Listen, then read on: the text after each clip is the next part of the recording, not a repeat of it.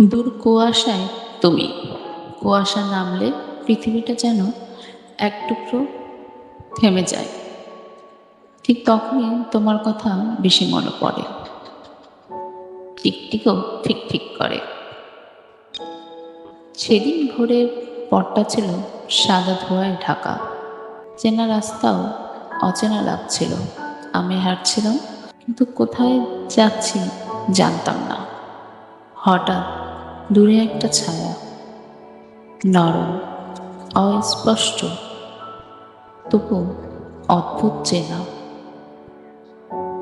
হ্যাঁ তুমি, কুয়াশায় আড়ালে দাঁড়িয়ে, চোখে সে পুরানো মায়া, ঠোঁটে একটু খানি না বলা গল্প।